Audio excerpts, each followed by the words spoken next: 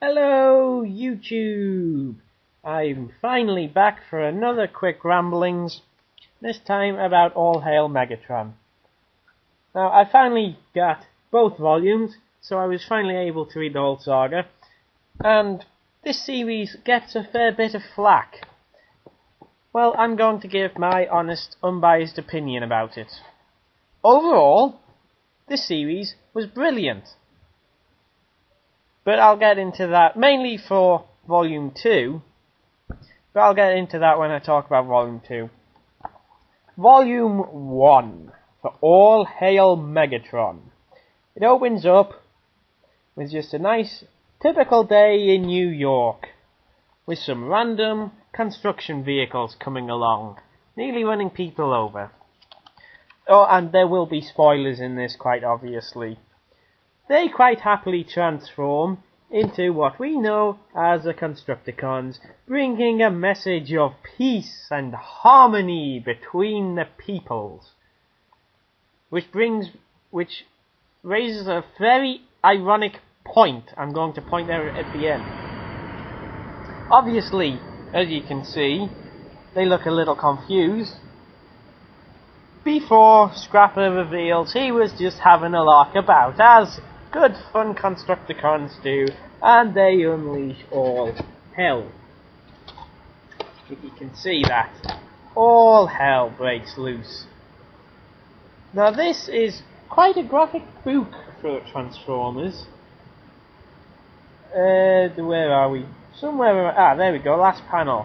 See, there's even a smashed mobile and a trainer coated in blood. Absolute massacre.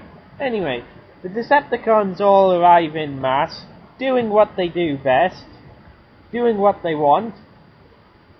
Fear, terror, destruction, and it's all good. Beautifully rendered by Guido Guidi.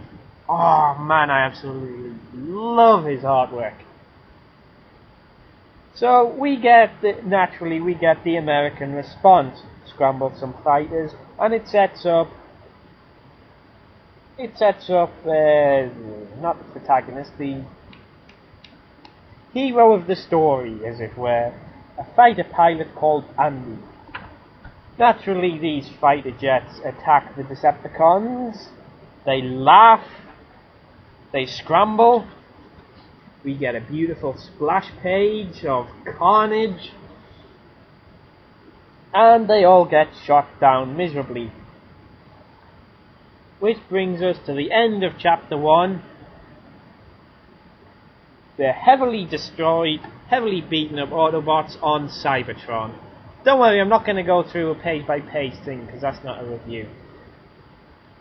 And without a word, we get a sense of just how desperate these Autobots are.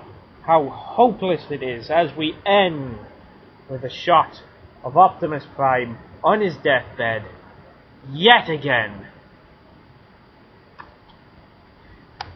Now, this is what Decepticons should be like.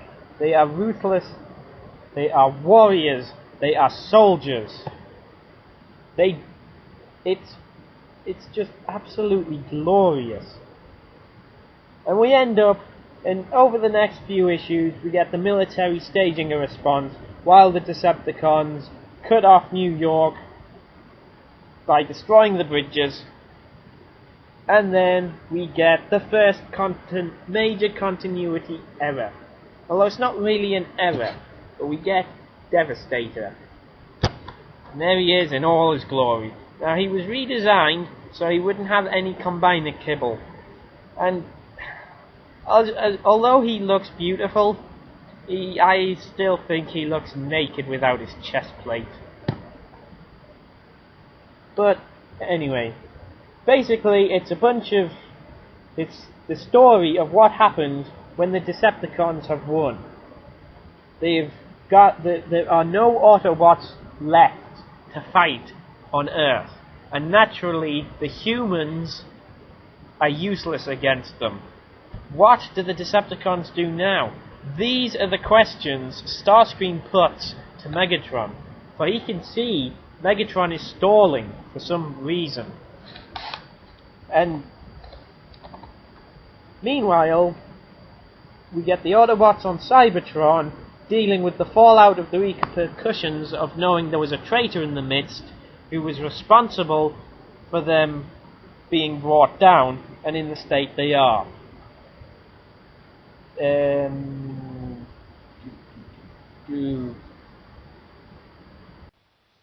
Now, while all this is going on Earth, the Autobots on Cybertron are essentially falling apart. They have no idea what they're doing, they have no plan of action, and hope only comes to them when they meet up with Cup, who has somehow regained his sanity since his spotlight, and a bunch of wreckers, or at least most of the wreckers, plus a couple of other people, who were shot down by a Decepticon ambush. Now this brings in the first continuity error from all Hail Megatron when compared to the previous run. Megatron has the Autobot Matrix. There was no Matrix in the previous one. Well, I'm not entirely sure what happened to it. But, well, continuity errors aside, this is a good book.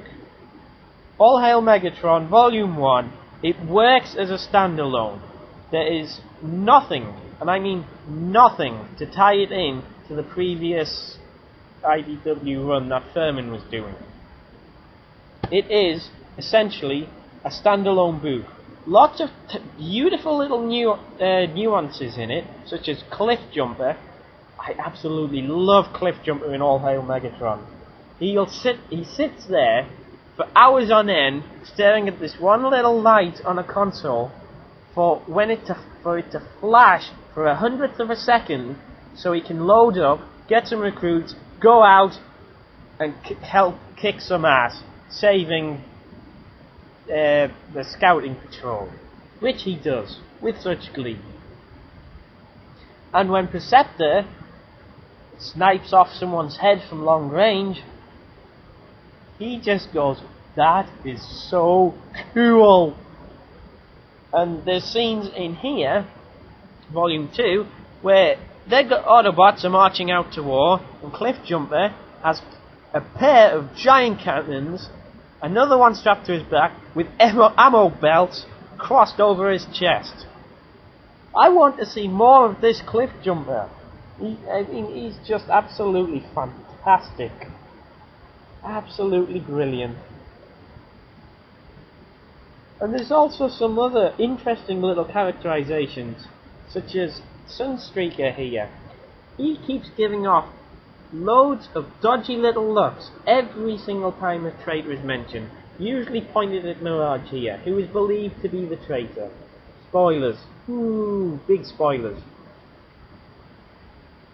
But just like little things like that, or throughout the issue you've got Thundercracker's look of disgust at at all the destruction they're causing. From the very first time he appears, he is it's just absolutely wonderful. Wonderful. All Hail Megatron, Volume 1.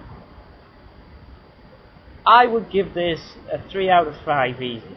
I can understand why people would hate on this book and think it's absolutely terrible if they were reading it month by month. Because to be honest with you, you read this issue, one issue a month, not a lot's going to happen in it. Not a lot does happen if you read it issue by issue. But if you read it all together, especially if you do all 12 issues together, but read it in paperback form, and it's a very entertaining read. Anyway, I think that's it, so on to Volume 2.